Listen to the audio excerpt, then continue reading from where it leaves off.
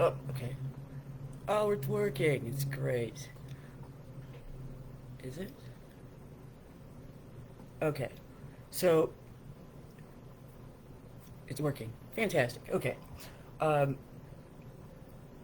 I wanted to quickly talk about a couple really, you know, fairly important things, and the first being coming from the downtown east side, being here, it's sometimes because things are so intense and it's difficult to sometimes look out beyond ourselves. But I wanted to let people know, wherever you happen to be, the situation is really, really bad everywhere. So it's not whoever you are. It's not just you. Um, it seems that it looks like overdoses are up 30 to 40% across the country, small towns, cities, outside of cities, everywhere. So it's bad. It's there's really serious problems in every place that I've been trying to look. We have no solid numbers because people aren't the official sources aren't releasing them, and national updates are quarterly. And by the time the next one comes, a lot of people are going to be gone. So it seems that it looks like it's it's not yet hit in the Maritimes, but otherwise, it's a very, very bad situation. Almost uniformly, 40 to 50% higher overdose fatalities than than pre-COVID. In the before times, um, the let's see, and it's really important that that information becomes really, really public.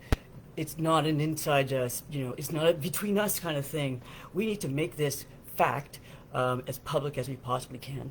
So if you happen to get the chance to speak to a media outlet or to anybody who's a decider, mention that it's not just where you are. It's not just in your city. It's everywhere. This is a big problem. We're going to be looking at. Let me see. If we had before in the December, January, we were looking at between 10 and 12 deaths every day in Canada. So we're talking 20, and then it's going to go up every month if nothing changes. And it's going to go up very quickly and terrifyingly. Okay? It's going to get really bad. And it's very bad right now. So we really need to, I mean, it's really bad, guys. So, and this is a fact. And it's it's the reason why, as I've been trying to say, it's a lot of different things have kind of come together to mess things up, even and bearing in mind that at best things were being held together with band-aids and duct tape. So now we've got problems with the supply. We've got changes that that make it much more difficult for people to be safe, and we've got fewer resources that are actually helpful. So things are really bad. So please talk about it in your own context. We've got to figure stuff out, both on the advocacy side and on the how are we going to get through the day side. So this is really serious. The other, let's see, other important things. Well, in BC, there's Bill 22. It's going to be going for, I think, a second reading, probably this week. She needs to withdraw it. If you're going to make a statement about this, the mandatory treatment for youth, do it now. Don't wait. Do it now. Okay. Let's see. The, geez, the next, what's the other really important thing? Oh, yeah, I mean, like I was saying, we're running out of time, you know? This is, it's not like we don't know what we need to do. We need to clear a path, and we need to get there. We need to do whatever we can. It's it's really time to stop discussing, and it's time to start doing in any way possible, and to try to keep in touch as best we can. Like this, you know, when people say collateral damage, you know, this is what it means. This is what it means to feel like that. And I mean,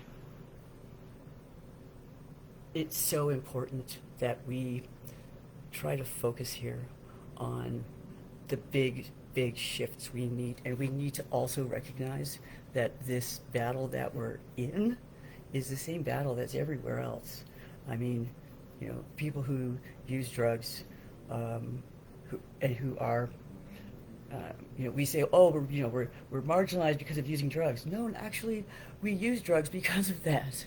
That's how we got here in the first place. You know, people who are, you know, this is because we've been pushed to the edge, and because of, you know, and have, you know, and use drugs because using drugs is a solution. It's just not a very good one or a long-term one because of the criminalization. We got here in the first place, though. Like, look at who uses drugs. Look at who's dead. Look at who's in the jail. You know, this is indigenous people. It's black people. You know, it's people who are criminalized inherently because of the way that our society is structured. That's what structural violence means. It's women. It's sex workers. You know, it's you know, people with mental illness. It's people with disabilities. And this is all part of the same fight. So it's not a competition to see who's most, you know, to see who's most traumatized. We are all in the same situation. We need to, like, the war against drugs, you know, is a weapon of structural violence that is crushing us, and we don't have much time. That's what all this is about. You know, it's not, in a big way, it's not about us, but we are good at fighting. Okay? All right. The really, you know, it's, the thing too, I just wanted about this situation is that when we like, oh, we don't have, you know, we need more of this, we need more of that. This is a pandemic, which means everywhere, which means, you know, everyone. Again, and that means it's not about anybody. It's about all of us. So everybody is going to, like, it's interesting because this, like, mainstream regular types are like, oh, you know, this is so scary. We gotta fight each other for toilet paper. You know, we don't know what's going to happen. We're scared. Well, you know, that's what drug users feel like all the time. You know, people who are homeless never know where they're going to sleep that night. Never know what the future is, and that's the point. If you have to survive and live in an ongoing present cycle, you don't have a future because you're too busy. You're too occupied. It's survival, and that's what the mainstream regular folks. That's why they're so freaked out and scared. So their reactions are real often very irrational. They're focused on like patios or things like that, toilet paper, you know, it's stuff like that, and it's, you know, and it's like I said to somebody, I was like, well, you know, if toilet paper was, you know, illegal, do you think anybody would try to make a buck off it? And they're like, oh my God. You're like, yeah, try that with drugs. You know, try that with something that, you know, I mean, is it better than I mean, I don't know if it's better than toilet paper or not.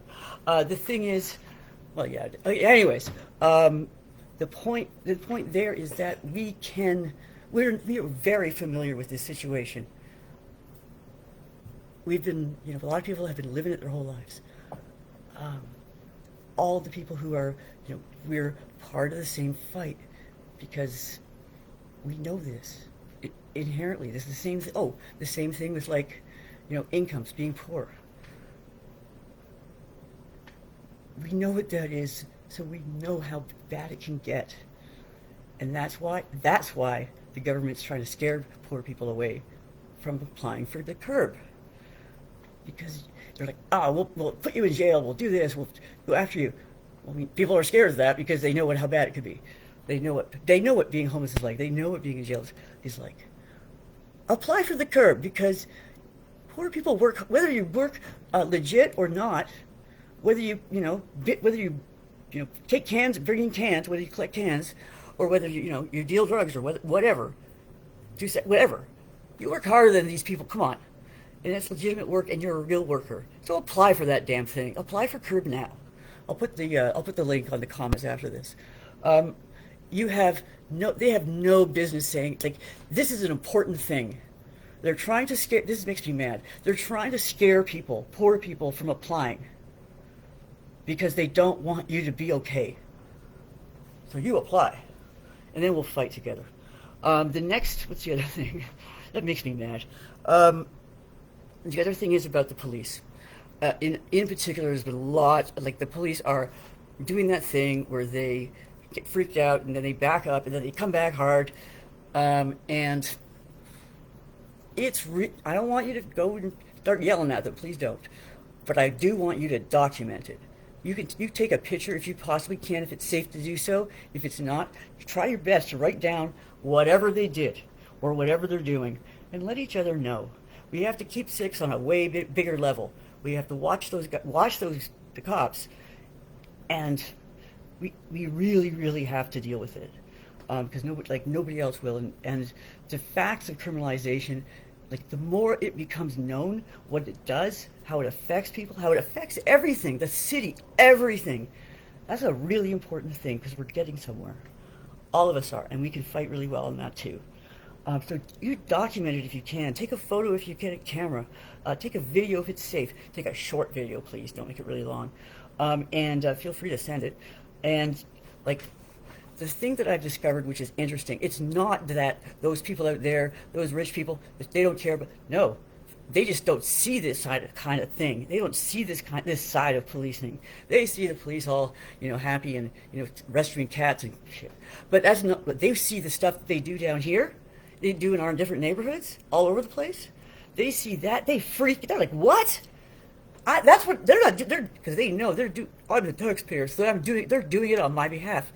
They do not like it. They do not like that one bit. So you document that. You send it. Let's see. Other important things. Yeah, I mean, I'm sorry to say some stuff at the beginning there about how bad it is, how much how terrible it is. And we know that, but it's not like it's not about any of us. It's not just here, it's not just there, it's not just where you happen to be. I know it feels that way because people start to feel isolated. It is that bad, and it is going to get worse. We don't even people have stopped counting. So please try to stay safe. Thanks. Turn this off. Ba-boom.